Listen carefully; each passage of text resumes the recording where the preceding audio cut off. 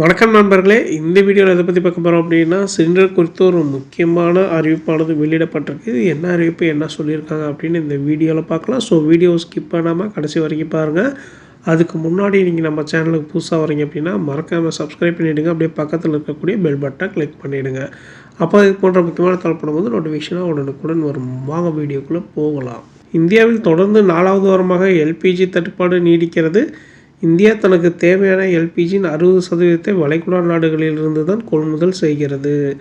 வளைகுடா நாடுகளில் வாங்கப்படக்கூடிய எல்பிஜி கப்பல்கள் வழியாக இந்தியாவுக்கு கொண்டு வரப்படுகிறது. போர் காரணமாக ஹார்மோஸ் ஜலசந்தி மூடப்பட்டு எல்பிஜி கொண்டு வரப்படவில்லை. இது இந்தியாவின் கடுமையான எல்பிஜி தட்டுப்பாட்டை ஏற்படுத்தியிருக்கிறது. முதல் கட்டமாக எண்ணெய் நிறுவனங்கள் வணிக சிலிண்டர் விநியோகத்தை முற்றிலுமாக நிறுத்தி வைத்தன. அதே போல நிறுவனங்கள் ஆலைகளுக்கு வழங்கி வந்த எல்பிஜி விநியோகத்தையும் நிறுத்தி வைத்திருக்கின்றன. வீட்டு உபயோக பயன்பாட்டு சிலிண்டர் டெலிவரிக்குத்தான் முக்கியத்துவம் கொடுக்க வேண்டும் என மத்திய அரசு அறிவித்திருக்கிறது. எனவே தற்போதைக்கு கையிருப்பு இருக்கக்கூடிய எல்பிஜி மற்றும் அமெரிக்கா போன்ற நாடுகளிடமிருந்து கொண்டு வரப்படக்கூடிய எல்பிஜி ஆகியவற்றை கொண்டு இண்டேன், ஹெச்பி, பாரத் கேஸ் உள்ளிட்ட நிறுவனங்கள் வீட்டு உபயோக சிலிண்டர் டெலிவரிக்குத்தான் முன்னுரிமை கொடுத்து வருகின்றன. இதற்கிடையே வீட்டு உபயோக சிலிண்டர் முன்பதிவு முறைகளில் அவ்வப்போது மாற்றம் அறிவிக்கப்பட்ட வண்ணம் இருக்கிறது. மார்ச் 7ஆம் தேதி மத்திய அரசு சிலிண்டர் முன்பதிவு கால இடைவெளி 21 நாட்களிலிருந்து 25 நாட்களாக நீடித்தது. நகர்ப்புறங்களுக்கு 25 நாட்களும் கிராமப்புறங்களுக்கு 45 நாட்களும் இடைவெளி என அறிவிக்கப்பட்டது. இந்நிலையில் நிலைமையை சரி செய்ய சிலிண்டர் முன்பதிவில் மேலும் ஒரு மாற்றம் வந்துள்ளது என தகவல் வெளியாகியுள்ளது. அதாவது 2 சிலிண்டர் இணைப்பு கொண்ட வீடுகளில் இதற்கு முன்பு 25 நாட்களுக்கு ஒரு முறை சிலிண்டர் முன்பதிவு செய்யலாம் என்ற விதி இருந்தது.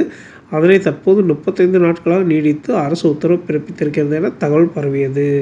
நீங்கள் ஒரு சிலிண்டர் புக் செய்து டெலிவரி பெற்றுவிட்டீர்கள். அதிலிருந்து 35 நாட்கள் கழித்து தான் உங்களால் புதிதாக மற்றொரு சிலிண்டர் புக் செய்யவே முடியும்.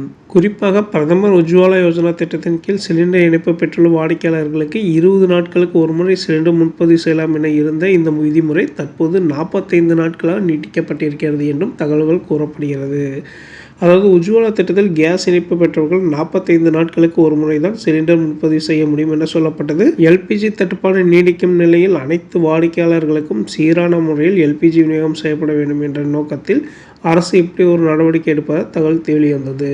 இந்நிலையில் மத்திய பெட்ரோலியத்துறை அமைச்சகம் வெளியிட்டுள்ள எக்ஸ் பதிவில் சிலிண்டர் முன்பதிவு விதிமுறையில் எந்த மாற்றமும் கொண்டு வரப்படவில்லை என விளக்கம் தந்துள்ளது.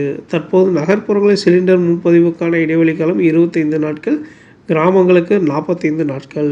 அதில் எந்த மாற்றமும் இல்லை என தெரிவித்துள்ள மத்திய பெட்ரோலியத்துறை அமைச்சகம் பேனிக் புக்கிங் செய்ய வேண்டாம் என மக்களை கேட்டுக்கொண்டுள்ளது. நாட்டில் போதுமான அளவு எல்பிஜி கையிருப்பு இருப்பதால் மக்கள் பதற்றம் கொள்ள வேண்டாம் என கேட்டுக்கொண்டுள்ளது.